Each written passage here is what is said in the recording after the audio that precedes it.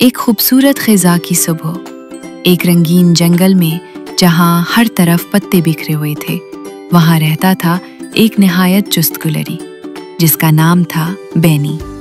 बेनी एक दिन एक कैंप वाले का बैग खोल रहा था और अचानक उसे मिला एक आधा भरा हुआ बैग कॉफ़ी के दानों का। उसने एक दाना चबाया और फिर बेनी 3 दिन तक सोया ही नहीं। वो दरख्तों पर ऐसे दौड़ रहा था जैसे किसी ने उसे बटन से चार्ज कर दिया हो। आखिरकार चौथे दिन वो एक दरख्त के साथ बैठ गया, बहुत थका हुआ। फिर अचानक उसकी आंखों में चमक आई।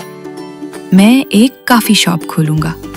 पत्ते हवा में उड़ने लगे और बेनी के दिमाग में शुरू हो चुकी थी।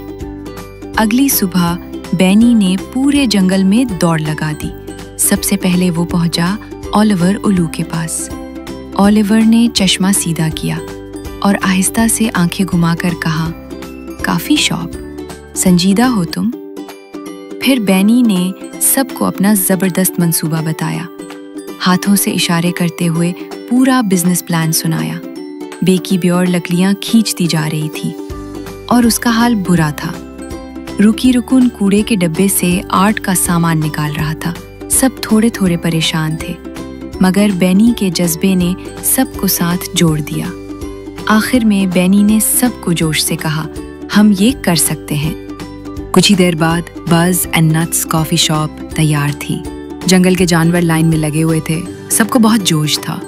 बीनी ने पहला कूप बनाया और हिरन ने पहला घूंट लिया। उसकी आंखें खुल गईं, जैसे उसे छठी हिस्स मिल गई हो।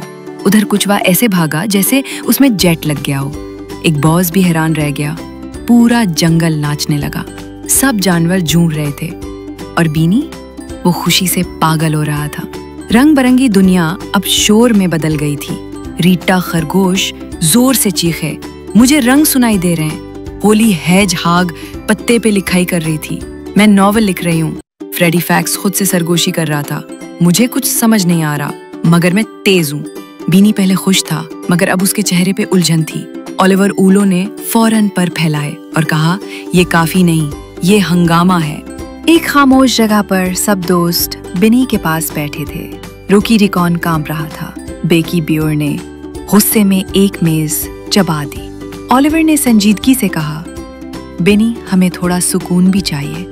बेनी ने सर झुकाया और फिर मुस्कुराकर कहा, हमें कुछ बदलना होगा। सबने खुश होकर सर हिलाया। अब वही कॉफी शॉप बन चुकी थी chamomile tea and hammock lounge. हर तरफ आराम, हंडोले, फूलों की सजावट। बीनी एक हंडोले में लेटा हुआ था, चाय पी रहा था। बेकी किताबों की शेल्फ बना रही थी। रुकी फूल लगा रहा था, बिल्कुल सुकून में। आखिरी मंजर में सब दोस्त आराम से बैठे हंस रहे थे और जंगल फिर से पुरसुकून हो गया था। हर चीज का हद से ज्यादा होना नुकसानदेह हो सकता है, सुकून भी जरूरी है।